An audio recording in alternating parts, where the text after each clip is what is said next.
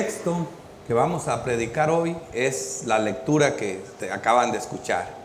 Juan 8, del 1 al 11. Vamos a estar como si estuviéramos hoy una corte. Vamos a estar como en juicio, una corte. El título de este sermón es La ley contra la gracia, caso la mujer adúltera. Es como si la corte celestial estuvo hace poco más de 2000 años en la tierra. Y esta mujer nos está representando a todos los pecadores. Y vamos a ver, el caso de ella nos representa a todos nosotros.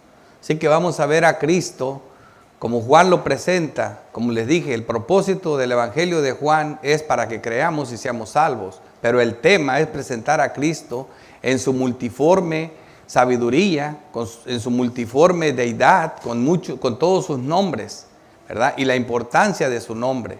O sea, ya vemos que Cristo es juez, es abogado, es la puerta y es el pastor y muchas cosas más. Así que vamos a ver aquí a Cristo oficiando como el abogado de nosotros y a la vez como el juez, el único juez que puede decidir quién es culpable y quién no. La introducción es la corte celestial. El texto de apoyo es un texto que es el texto que va a decidir el juicio. Este texto que salió de los labios del salmista, pero inspirado por el Espíritu de Cristo, era incomprensible por mucho tiempo, pero aquí este texto va a decidir este caso. Es Salmo 85, versículo 10. La misericordia y la verdad se encontraron, la justicia y la paz se besaron. Es incomprensible tomando en cuenta que prácticamente la misericordia y la verdad se encontraron, es la verdad acerca de la misericordia. La verdad acerca de la misericordia. Mateo 9, versículo 13 dice: Id pues y aprended lo que significa misericordia quiero y no sacrificio, porque no he venido a llamar a los justos, sino a pecadores al arrepentimiento. Era tan difícil entender este texto. Es parte de este salmo.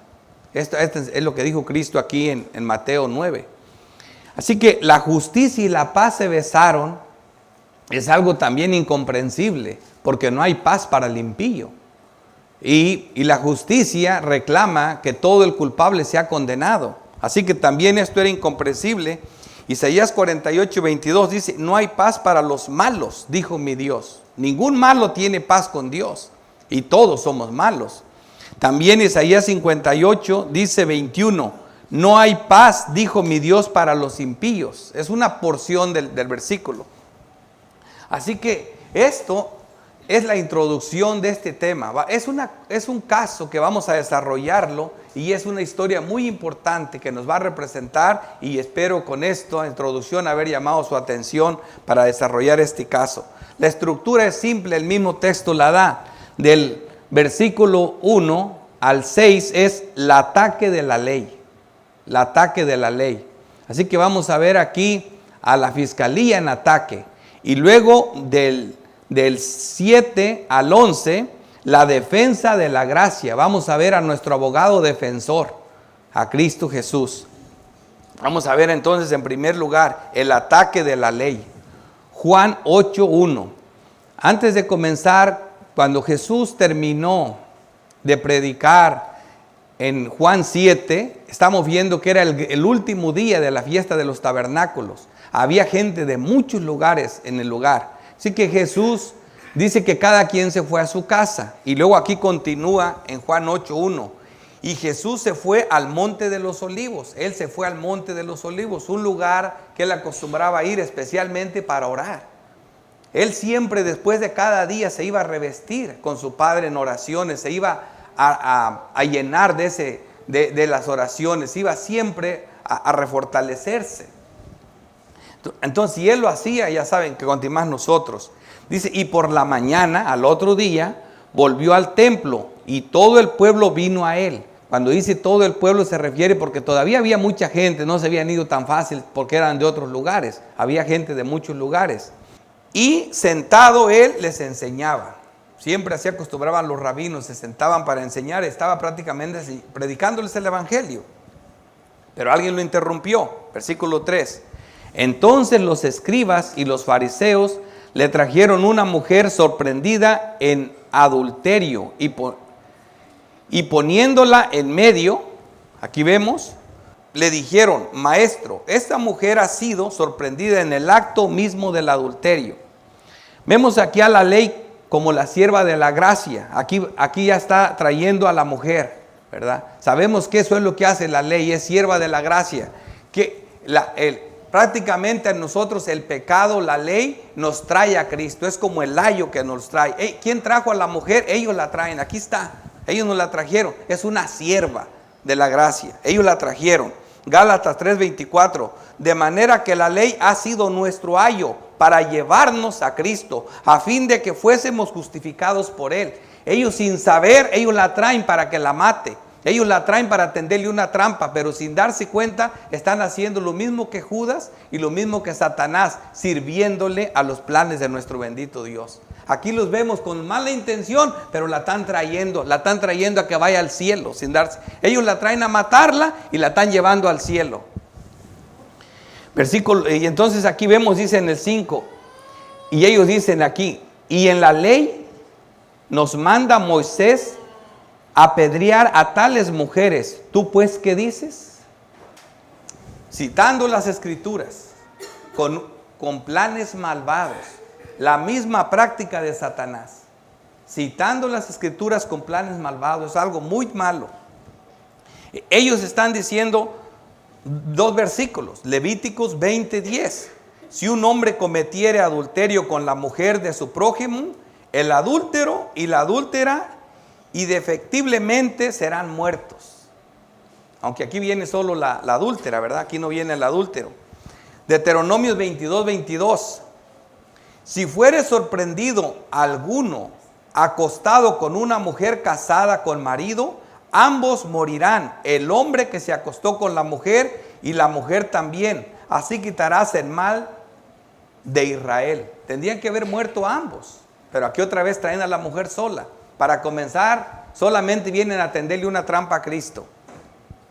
Así que, por otro lado, lo dicho por Cristo, Juan 3:17, porque no envió Dios a su Hijo al mundo para condenar al mundo, sino para que el mundo sea salvo por él. Cristo viene a salvar y a buscar lo que se había perdido. Y ellos hacen eso.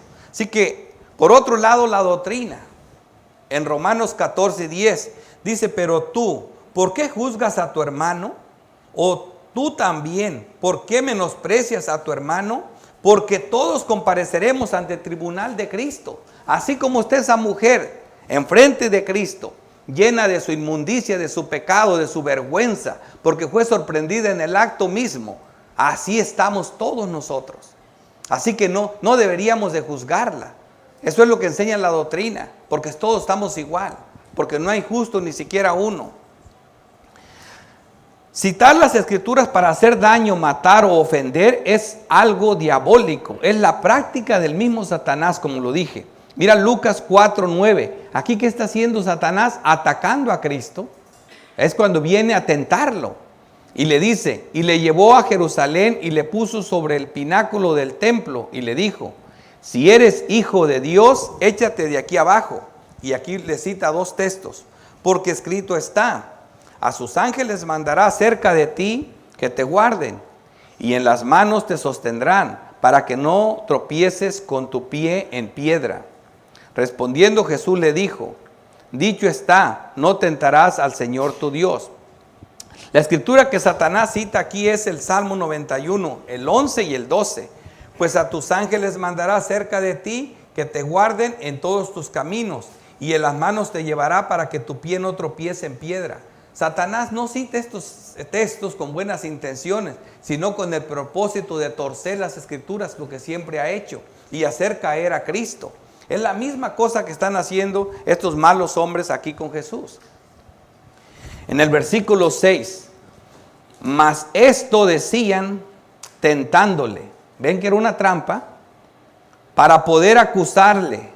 Pero Jesús, inclinándose hacia el suelo, escribía en tierra con el dedo. ¿Por qué era tentándole? porque sabían que no la podía matar. Esto era igualito con lo que ocurrió en Mateo 22, versículo 17. Le ponen trampas donde Jesús no tiene opción. Le dijeron en Mateo 22, 17, dinos pues, ¿qué te parece? ¿Es lícito dar tributo a César o no? Estos eran los herodianos, los que amaban pagar tributo al César, junto con los fariseos, los que odiaban dar tributo al César. Así que para donde le hiciera estaba la trampa tendida. El versículo 18 dice, pero Jesús, conociendo la malicia de ellos, les dijo, ¿por qué me tentáis, hipócritas? Mostradme la moneda del tributo. Y ellos le prestaron un denario. Entonces les dijo, ¿de quién es esta imagen y la inscripción? Y le dijeron, de César. Y les dijo, da pues a César lo que es de César y a Dios lo que es de Dios. Fíjate cómo salió Jesús de esa trampa, de esa malvada trampa que le tendieron. No tenía respuesta y él salió librado. Lo mismo ocurre aquí. Si Jesús decía que la mujer no la mataran, que la dejaran libre, estás oponiéndote a la ley de Moisés, porque la ley de Moisés dice clarito, a estas mujeres hay que matarlas, hay que darles pedradas y matarlas. Ahora, si Jesús decía, bueno, entonces mátenla, no, si hay que cumplir la ley, hay que matarla, también tenía otro problema con el Imperio Romano, porque el Imperio Romano había prohibido toda práctica de dar muerte a un hombre. Los únicos que podían dar muerte a un hombre eran ellos. Acuérdense cuando Jesucristo, ellos mismos lo encuentran culpable después. Dicen, este hombre merece la muerte, ¿por qué no lo mataron? Si de acuerdo a su ley debería de morir, porque no estaba autorizado. Estaban siendo gobernados por Roma y Roma proveyó la pena de muerte solamente por ellos. Por eso se lo llevan a Pilato para que él sea el que lo declare y muera, ¿verdad? Así que Jesucristo, aquí en este caso, estaba igual. Lo pusieron entre la ley del César y la ley de Moisés. Para donde le hiciera estaba perdido. Y aquí ellos creían, tenemos un caso ganado. Aquí la fiscalía piensa que tiene todas las pruebas. Este caso lo tenemos ganado. Es como si ahorita yo llegara a una corte y aquí vemos todos por aquí que un hombre está matando a otro hombre. Las cámaras de la casa lo graban completito y todos nosotros somos testigos de que lo hizo. Aparte llega la policía y todavía lo encuentra matándolo. Lo llevan a la corte. ¿Qué oportunidad tiene de salir librado? Casi ninguna. Es algo así. La encontraron en pleno acto. La ley la condenaba por todas partes. No había oportunidad para esta mujer. Hasta aquí la fiscalía parece que tiene el caso ganado. Pero Jesús, inclinándose hacia el suelo, escribía en tierra con el dedo. ¿Qué escribía? Podía estar dando el verdadero significado de la ley, como en el Sermón del Monte, reescribiendo la ley, o como lo declara la doctrina, Gálatas 3:10, porque todos los que dependen de las obras de la ley están bajo maldición. Pues escrito está, maldito todo aquel que no permaneciera en todas las cosas escritas del libro de la ley para hacerlas. Es como si Jesús, que por su dedo santo se escribió la ley, porque Él es Dios, aquí les está reescribiendo la ley, como lo dijo en Mateo, yo vine a darle la forma definitiva a la ley, a cumplirla. Y aquí la doctrina está diciendo esto. O sea, esta gente no entendía bien. O Romanos 3:9 que dice, ¿qué pues somos nosotros mejores que ellos? Hablando de los judíos, en ninguna manera, pues ya hemos acusado a judíos y a gentiles que todos están bajo pecado. Todos, como está escrito, no hay justo ni aun uno. Parece que Jesucristo está reinterpretando la ley, dándole el verdadero significado. Por cuanto todos pecaron, están destituidos de la gloria de Dios. Así que hasta aquí la parte acusadora. Hasta aquí la parte acusadora. Ahora vamos a ver en segundo punto la defensa de la gracia. Esta mujer parece que está acabada. Esta mujer nos está representando a todos. No hay justo ni siquiera uno. Todos vamos a estar delante del tribunal de Cristo, como lo dice 2 de Corintios 5:10, porque todos compareceremos ante el tribunal de Cristo. Todos. Así que hasta aquí parece que este caso está ganado, según el diablo y sus ministros. Pero vamos a ver la defensa de la bendita gracia, como segundo punto. Versículo 7. Y como insistieron en preguntarle, se enderezó y les dijo: el que de vosotros esté sin pecado, sea el primero en arrojar la piedra contra ella. Wow. Este texto es el que se lo saben de memoria todos, especialmente los más pecadores. Cada vez que los critican, el que esté sin pecado arroje la primera piedra. Este es el texto que todo el mundo se sabe, pero no saben lo que están diciendo. Ahora, aquí Jesucristo está hablando de un pecado en especial, el séptimo mandamiento, y no es coincidencia. Juan, que escribe cada detalle tan importante, el pecado de adulterio, el pecado de adulterio. Así que aquí estamos viendo, este caso es como si fuera un tipo de todos los casos, como si está representando en un tipo con personajes reales lo que sería la verdadera corte celestial. Ahora, porque aquí muchos dirían, bueno, esa mujer no nos puede representar a todos, y especialmente algunas mujeres o algunos hombres. Los hombres dirían, porque yo no soy mujer, y las mujeres dirían, porque yo nunca he traicionado a mi esposo, a mí nunca me han sorprendido en adulterio. Así que si ven solo la parte literal, sí, quizás algunos estén salvados de eso. Pero si ven la parte espiritual, les aseguro que no, como lo vamos a ver ahorita. Así que aquí entra la defensa en nuestro abogado. A mí me gusta probarles contexto, no porque a mí se me ocurrió que Cristo sea el abogado. Les voy a decir que Cristo es el abogado. No, primera de Juan 2:1 dice: hijitos míos, esta cosa os escribo para que no pequéis. Y si alguno hubiere pecado, abogado tenemos para con el Padre, a Jesucristo el justo. El que no come es el abogado para con el juez. Pero ahorita vamos a ver que también Él es el juez, ¿verdad? Abogado tenemos para con el Padre, a Jesucristo el justo. Así, ¿de qué pecado habla? Adulterio, pero principalmente el espiritual. El espiritual. De todos, de este adulterio, algunos pueden decir estoy fuera, pero no del adulterio espiritual. De ese adulterio espiritual es el pecado, el único pecado que nos separa de Dios y el único pecado que no dejamos de cometer aún los santos. Porque el adulterio espiritual es la prostitución del alma, siguiendo a otras cosas que no sea Dios. En eso, el adulterio, por eso Juan concluye su primera epístola diciendo que se aparten, hijitos, guardaos de los ídolos, amén. Guardaos de los ídolos, porque la idolatría, nuestro corazón los produce. La idolatría es todo lo que tú amas que no sea Dios. Prostitución espiritual es cualquier Dios, cualquier cosa que tú adores que no sea Dios.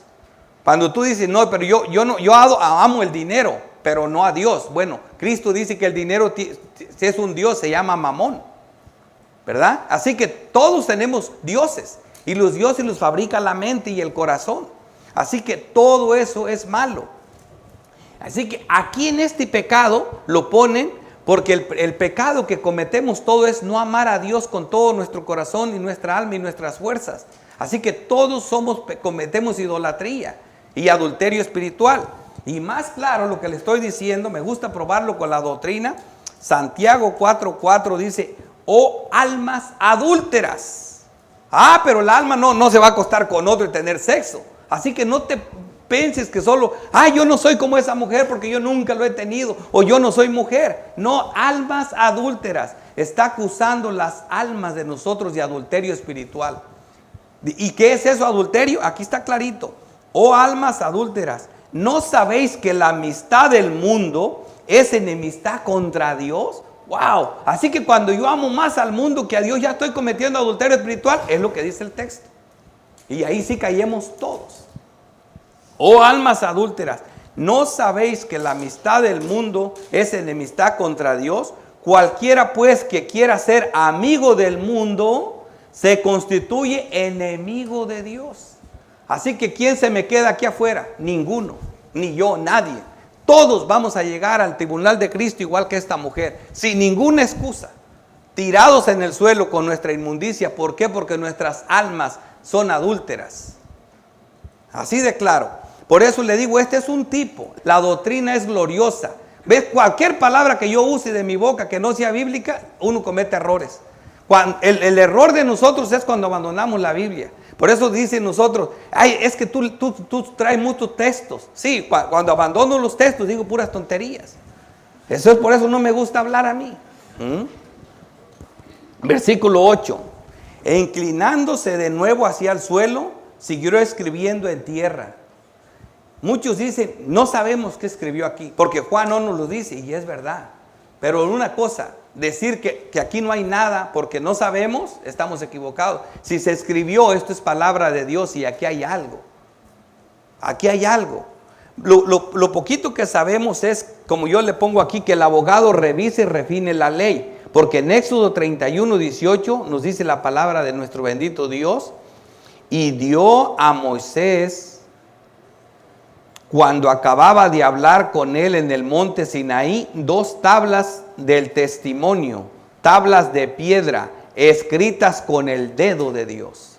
La ley la escribió el dedo de Dios, escritas con el dedo de Dios. Y en Lucas 11:20 dice, mas si por el dedo de Dios hecho fuera yo a los demonios, ciertamente el reino de Dios ha llegado a vosotros. ¿Sabes qué significa eso? Lo que estuvimos viendo en la escuela dominical. El dedo de Dios es la palabra. Por la pura palabra echa fuera los demonios. ¿Por qué dice, si yo por el dedo de Dios? ¿Qué escribió el dedo de Dios? La ley, los decretos, la palabra de Dios. Así que si yo por el dedo de Dios echo fuera los demonios, por la palabra de Dios los echo fuera, con la pura palabra se echan fuera. ¿Cómo una persona que está endemoniada deja de tener demonios? ¿Cómo lo hacemos? ¿Exorcizándolos? No. ¿Saben cómo? Predícale el evangelio. Predícale el evangelio. Y cuando llegue el Espíritu Santo echa fuera a todos los demonios. Así que ¿cómo lo hago? Por el dedo de Dios. ¿Qué es el dedo de Dios? La palabra de Dios. Me quedo con esta. El 9. Pero ellos, al oír esto, acusados por su conciencia, salían uno a uno, comenzando desde los más viejos hasta los postreros. Y quedó solo Jesús y la mujer que estaba en medio. Fíjate lo que estábamos viendo ahorita. Es como si Cristo escribiera la ley en sus mismas conciencias. Parece que eso es lo que estaba haciendo con el dedo. Porque en Romanos 2:15 dice, mostrando la obra de la ley escrita en sus corazones, escrita con el dedo de Dios en sus corazones, dando testimonio su conciencia y acusándoles o defendiéndoles sus razonamientos. Los razonamientos te defienden, pero la conciencia te acusa. La conciencia te acusa. Así que estos hombres aquí estaban acusando su conciencia, dice. Salían uno a uno, comenzando desde el más viejo hasta el postrero, y quedó solo Jesús y la mujer que estaba en medio. Hermanos, acuérdate que el que dijo estas palabras es el mismo que le dijo a un cadáver que ya apestaba, que ya olía mal, salte para afuera. Si tuvo el poder su palabra para levantar al muerto, ¿a poco no va a tener el poder para confrontar a cada uno de estos hombres con su pecado?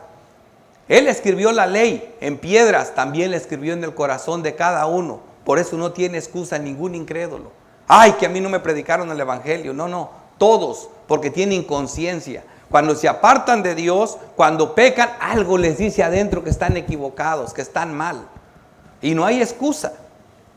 No hay excusa. Y dice, y quedó solo Jesús y la mujer que estaba en medio. Juan usa muchas veces estos términos, por ejemplo aquí, y quedó solo. No precisamente creemos que quedó solo completamente con ella. Creo que aquí la parte acusadora, esa fue la que se fue. Por eso dice quedó solo. Porque acuérdate que él estaba sentado enseñando. Había más gente. Cuando llegaron estos a interrumpirlo con la mujer. Así que esta fiscalía y su jurado creo que es el que se fue. Por eso la mujer se quedó sola, ¿verdad? Y que dice aquí, y quedó sola. Solo Jesús y la mujer que estaba en medio. En estos momentos solo contamos con Jesús, nuestro Salvador, y nadie más. Como dice Hechos 4:12. Y en ningún otro hay salvación. Para ningún otro puede salvarte de esta condenación en la que te encuentras. Porque no hay otro nombre bajo el cielo dado a los hombres en que podamos ser salvos. No hay por dónde le des. En ningún otro hay salvación. No había para dónde más. Así que vemos en el 10, dice, enderezándose Jesús y no viendo a nadie sino a la mujer. Vuelvo a repetir, creo que se refiere a que la parte acusadora se había ido. Les dijo, mujer, ¿dónde están los que te acusan? Ninguno te condenó. Ninguno te condenó. Cuando eres confrontado de esta manera, como Cristo confronta a estas multitudes, deberíamos nosotros de entender que no somos quien para condenar al caído, que no somos quien para estar encima juzgando a los demás, porque al final de cuentas todos nosotros estamos en esa postura o estuvimos, porque todos vamos a compadecer ante el tribunal de Cristo. La retirada de la ley derrotada. Vemos aquí en Romanos 6 lo que nos dice la doctrina acerca del triunfo de la gracia sobre la ley. Romanos 6:14. Porque el pecado no se enseñoreará de vosotros, pues no estáis bajo la ley, sino bajo la gracia. Esto era difícil de entender. No puedes ser señoreado porque no estás bajo la ley, sino bajo la gracia. Romanos 5. Justificados pues por la fe tenemos paz para con Dios por medio de nuestro Señor Jesucristo, nuestro abogado. Así que aquí ya comienza, estamos viendo el triunfo de la gracia. Pero aquí está el texto principal de todo lo que vengo diciendo. Y el texto que define mi texto de apoyo. Este texto es increíble, hermoso, y mejor me callo porque voy a decir tonterías. Versículo 11. Ella dijo, ninguno, no había quien la condenara. Ninguno, Señor. Entonces Jesús le dijo, ni yo te condeno. Vete y no peques más. Ni yo te condeno. Vete y no peques más. Imagínate lo que está haciendo Jesucristo.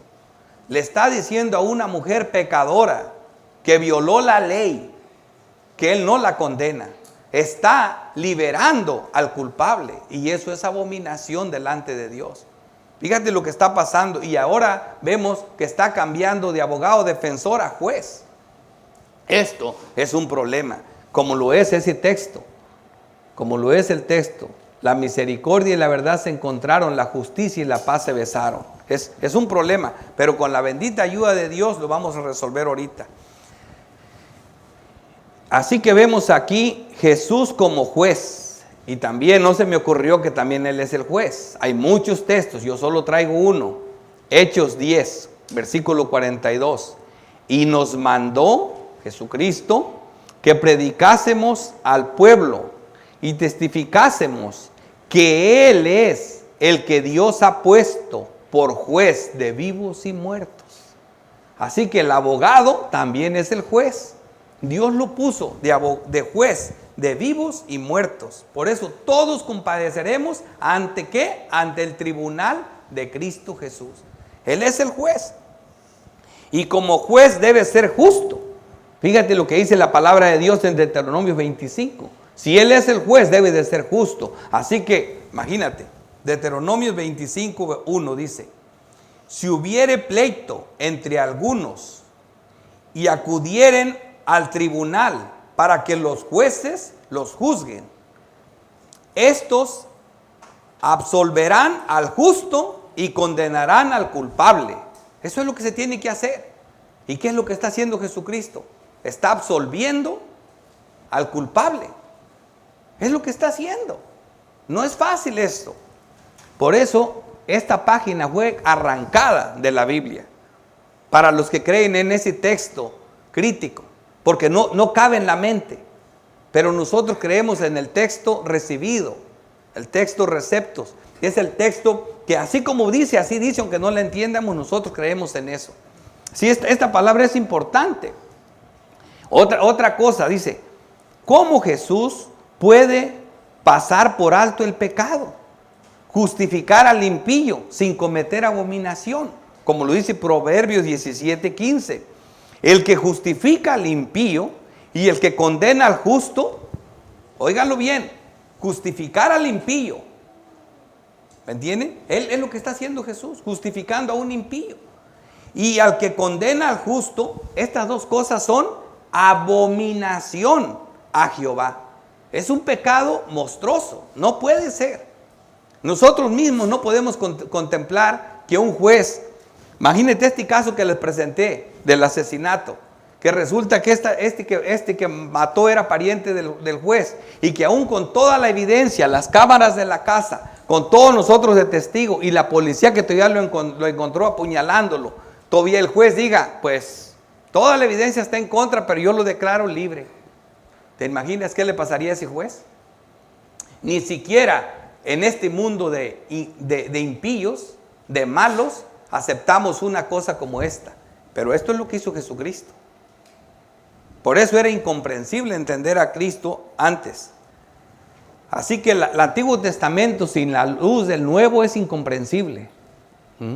Siendo Él justo, ¿cómo justifica sin pecar? Romanos 3:26. Con la mira de manifestar en este tiempo su justicia, a fin de que Él sea el justo. Óiganlo bien, Él es el justo, el que no cometió pecado, y el que justifica al que es de la fe de Jesús. Este mismo juez justo es el mismo que justifica a un pecador.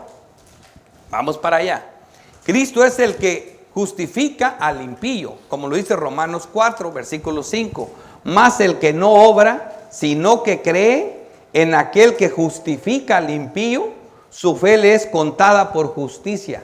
¿Qué está haciendo Cristo aquí? Justificando al impío. A esta mujer impía la está justificando. Ahora sí, la respuesta es por la doctrina de la imputación. Esa es la respuesta. La respuesta a esta es la doctrina de la imputación. Aquí vamos a dar la respuesta. ¿Por qué Jesús puede hacer eso que está haciendo? La respuesta la tienen las Sagradas Escrituras. Así que voy a ir desde Isaías 53. Son los textos. Dejemos que la palabra de Dios nos dé la respuesta. ¿Cómo pudo Jesucristo justificar al impío y cómo se puede condenar a un inocente como lo hicieron con Cristo sin cometer abominación? Bueno, vamos a ver. Isaías 53:5. Mas el herido, Jesucristo, fue por nuestras rebeliones, molido por nuestros pecados. El castigo de nuestra paz fue sobre él. El castigo de esa mujer tirada y de todos nosotros fue sobre él.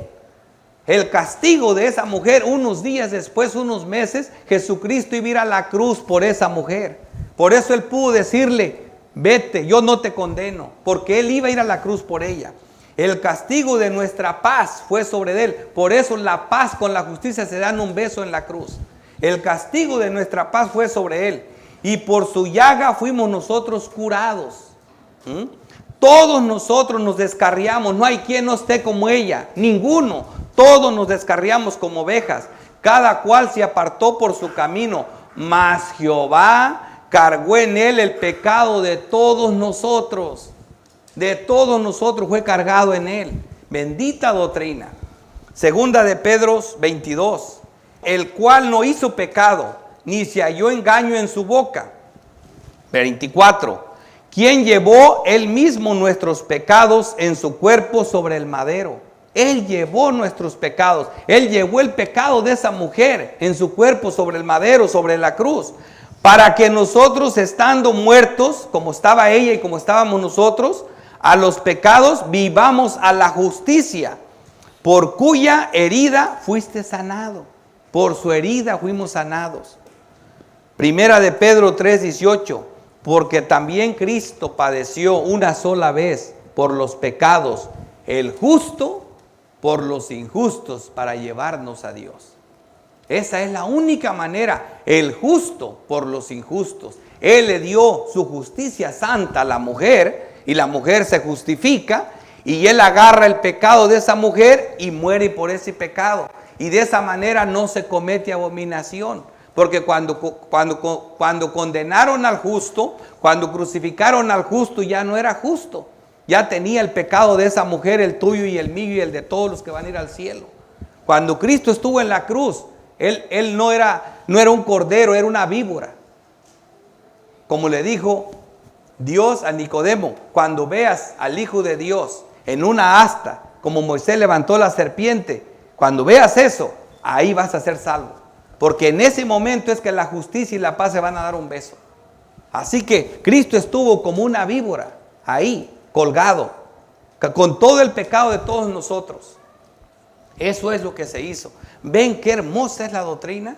Por eso Moisés no podía entender cómo Jehová era justo, cómo Jehová era justo y a la vez perdonaba el pecado. Por eso dice, solo le vio la espalda. Era imposible.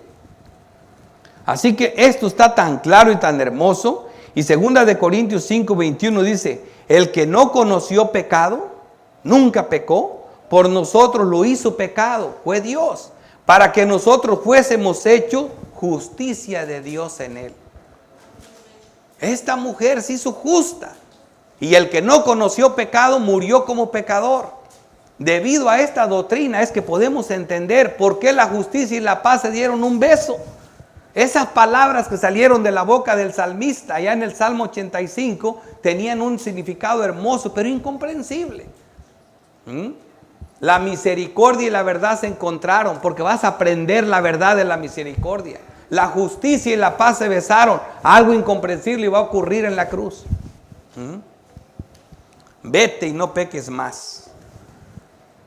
Vete y no peques más. Aquí está la buena y la mala noticia del Evangelio. Voy a explicar esto. Muchos ya me han oído decirlo varias veces y lo voy a seguir diciendo.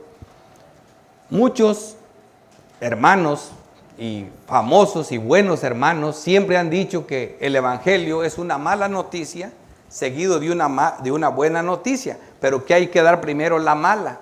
Y el problema es que muchos luego que ven una mujer y más en la Reforma un niño, hey, te vas a ir al infierno, arrepiéntete porque eres un pecador, ese niño que traes en los brazos es un inmundo, se va a ir al infierno, y predican el Evangelio así porque hay que darle primero la mala noticia a la gente.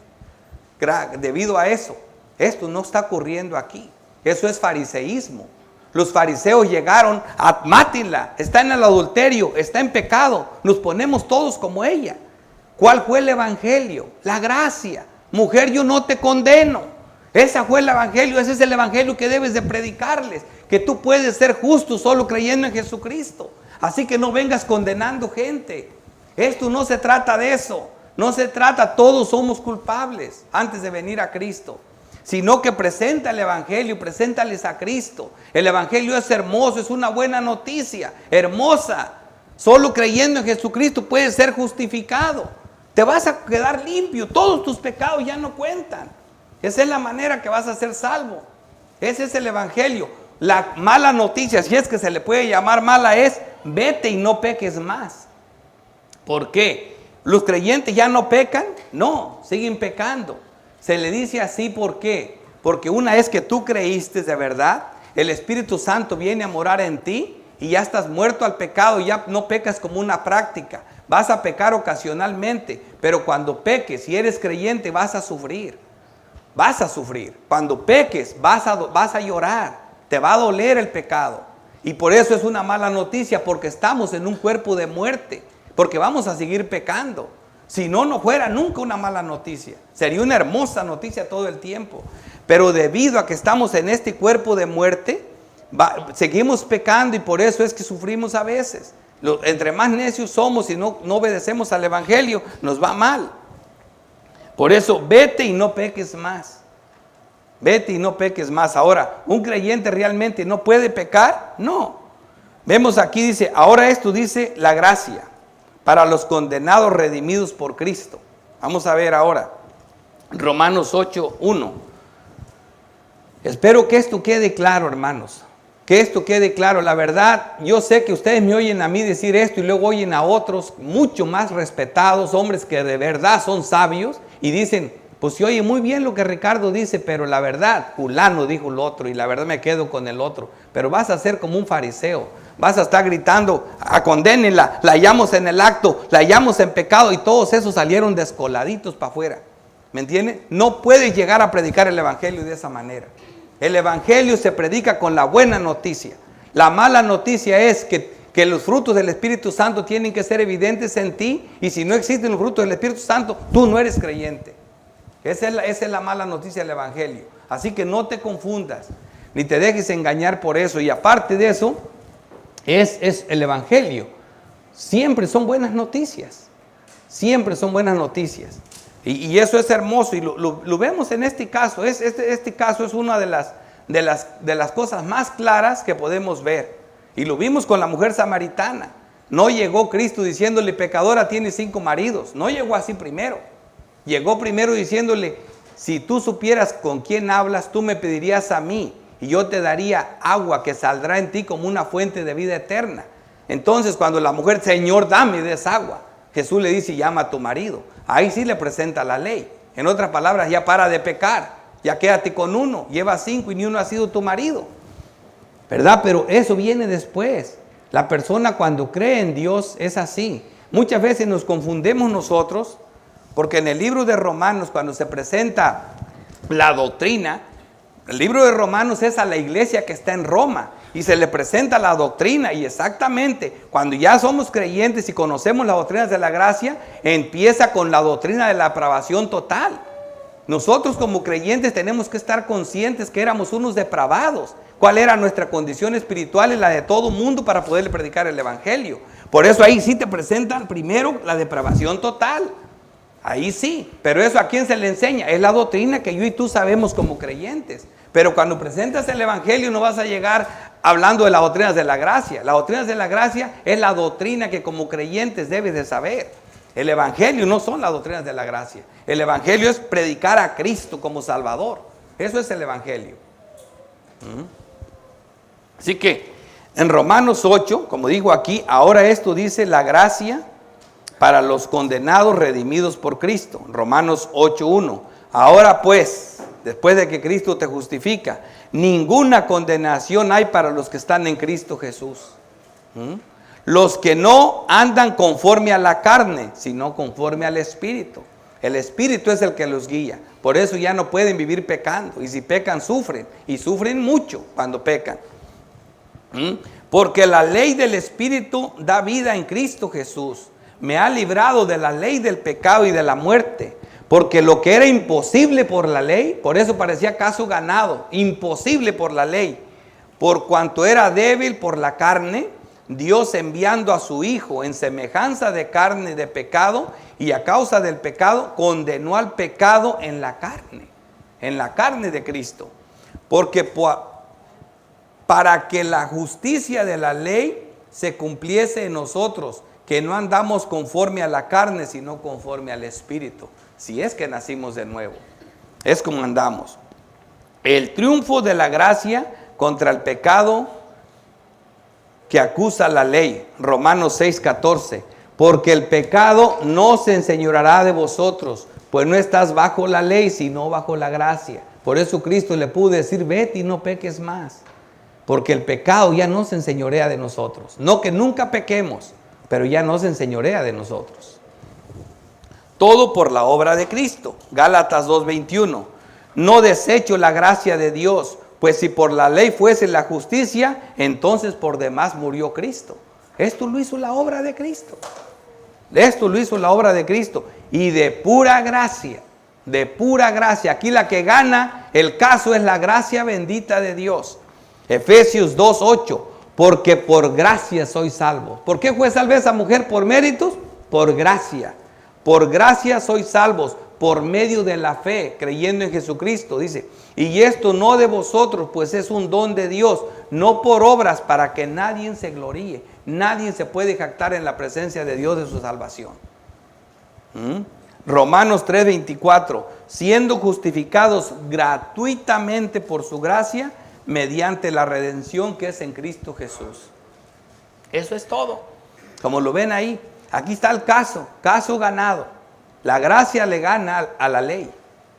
Al final de cuentas, ellos como los siervos, Agar representaba la ley y era sierva de la gracia que era Sara. Así que la criadita lo que hizo, agarró a la pecadora y se la llevó a los pies de Cristo. Le sirvió de sierva y Cristo la salvó. Esa es la realidad. Esa es la realidad. Eso es lo que hace la ley. Nos trae como un maestro, como un ayo a Cristo, porque la ley no es mala, la ley no es mala, es sierva de la gracia. Aplicaciones, una por cada punto. Primera aplicación, Juan 1:17. Pues la ley por medio de Moisés fue dada, pero la gracia y la verdad vinieron por medio de Jesucristo. ¿Ven? Vimos que la ley condena, mientras que la gracia justifica al impío. Hermanos, esa es la situación de nosotros, y esa es la situación de los hombres del Antiguo Testamento, de todos. Ellos fueron salvados por esta misma obra. Y fíjate bien, cuando hablamos del pecado de Abraham, de Isaac y de Jacob antes de la ley, de esas personas, luego dicen, es que antes eso no era pecado. No, eso era pecado. Eso era pecado. Esos hombres estaban en pecados igual que esa mujer. Mira el caso de Abraham. Hablando de Abraham primero, en Levíticos 20:17 dice, si alguno tomare a su hermana, hija de su padre, que esa era la mujer de Abraham, Sara era hija del padre de Abraham, hija de su padre e hija de su madre, y viere su desnudez, y ella viere la suya, es cosa execrable, dice, es más un pecado feo. Por tanto serán muertos a ojos de los hijos de su pueblo. Descubrió la desnudez de su hermana, su pecado llevará. Los tenían que matar. Abraham, viviendo con su hermana, él pecaba y merecía la muerte, igualito que la mujer que estaba en el suelo. A ese Abraham que ustedes ven, ese le creyó a Dios y le fue contado por justicia, igual que a esta mujer. Y ahorita van a ver, esto es antes de la ley. Después de la ley, óiganlo bien, David, Levíticos 20:10, si un hombre cometiere adulterio con la mujer de su prójimo, el adúltero y la adúltera indefectiblemente serán muertos. ¿Por qué no mataron a David? David está en el cielo, igual que Abraham, ¿verdad? A los dos los condena. Deuteronomios 27:24, maldito el que hiere a su prójimo ocultamente, y dirá todo el pueblo amén. ¿Y qué hizo David con el esposo de esta mujer? Lo mandó a matar ocultamente. Así que tanto David como Abraham, antes y después de la ley, estos hombres merecían la muerte. La enseñanza doctrinal, la gracia en acción. ¿Quieren ver cuál es la verdadera respuesta? No es esa que les dicen, ay, es que antes sí se podía y ahora ya no se puede. Nunca se pudo, nunca se pudo. Ellos pecaban y eran pecadores, nunca se pudo. Veamos la doctrina. ¿Cómo lo sé? Ya te dije, cuando leas el Antiguo Testamento, ponte los lentes de la doctrina. Romanos 12. Por tanto, como el pecado entró en el mundo por un hombre, y por el pecado la muerte, así la muerte pasó a todos los hombres por cuanto todos pecaron. Óigalo bien, desde Adán ya todos los hombres estaban en pecado. Dice, pues antes de la ley, aquí vemos el caso de Abraham, antes de la ley, había pecado en el mundo, hermano, había pecado, era pecado. Dice, pero donde no hay ley, no se inculpa de pecado. No lo sabían. Ahora, esto quiere decir que eran inocentes, que eso no era pecado. Óiganlo bien. Esto no los hace inocentes. Vean lo siguiente, versículo 14. Estamos hablando de este texto que es hermoso. Estamos hablando Romanos y el versículo 14 dice, no obstante, reinó la muerte desde Adán hasta Moisés. ¿Dónde estaban? En muerte, en pecado. No obstante, reinó la muerte desde Adán hasta Moisés. O sea que sí estaban pecando. La muerte y el pecado estaban reinando en esos tiempos. Aún en los que no pecaron a la manera de la transgresión de Adán. Y no solo por el pecado de Adán, sino por el de ellos mismos. Por el de ellos mismos. El cual es figura del que había de venir. O sea que no tanto por el pecado de Adán, ellos mismos pecaron. Pues si por la transgresión de uno solo reinó la muerte, mucho más reinará en vida por uno solo, Jesucristo. Los que reciben la abundancia de la gracia y el don de la justicia. Así que todos fueron salvados por Cristo. Dice, porque así como por la desobediencia de un hombre, los muchos fueron constituidos pecadores, eso fue lo que los condenó a todos. Así también por la obediencia de uno, los muchos, y eso incluye a Abraham, eso incluye a David y a Job y a todos. Dice, los muchos serán constituidos justos. Por esta obra de Cristo también ellos fueron salvados. Pero la ley se introdujo para que el pecado abundase. Mas cuando el pecado abundó, sobreabundó la gracia. La gracia triunfa sobre el pecado. Esa es una aplicación para la iglesia. La gracia triunfa sobre el pecado. Segunda aplicación. vete y no peques más. ¿Significa esto que después de ser salvos no volvemos a pecar? No. Primera de Juan 1:10. Si decimos que no hemos pecado, le hacemos a él mentiroso y su palabra no está en nosotros. Entonces, ¿qué significa esto? No, esto es lo que significa Romanos 6:14. Porque el pecado no se enseñoreará de vosotros, pues no estás bajo la ley, sino bajo la gracia. Esto es lo que significa, que somos justificados por la fe en Cristo Jesús. Dice, pero gracias a Dios que aunque eras esclavos del pecado, como era antes esa mujer y todos nosotros, habéis obedecido de corazón aquella forma de doctrina a la cual fuisteis entregados, y libertados del pecado, vinisteis a ser siervos de la justicia. Siervos de la justicia. Así que ya no puedes vivir para el pecado. Así que este texto me habla de caso ganado. Colosenses 2:13. El texto este es caso ganado. Y a vosotros, estando muertos en pecados, igual que ella, y en la incircuncisión de vuestra carne, os dio vida juntamente con él, perdonando todos los pecados. ¿Cómo lo hizo? Anulando el acta de los decretos que había contra nosotros. Ahí estaba la condenación. La ley nos condenó a todos, anulándola. ¿Cómo? Que nos era contraria, quitándola de en medio y la clavó en la cruz. Clavándola en la cruz. Ahí fue que la justicia y la paz se besaron. Clavándola en la cruz. Y despojando a los principados, a las potestades, los exhibió públicamente, triunfando sobre ellos en la cruz. Ahí es donde Cristo ganó. Caso cerrado. Amigo, si aún estás sin Cristo, esta es tu realidad y sentencia. Romanos 6:23. Porque la paga del pecado es muerte, mas la dádiva de Dios es vida eterna en Cristo Jesús, Señor nuestro. Porque todos compareceremos ante el tribunal de Cristo. Segunda de Corintios 5:10.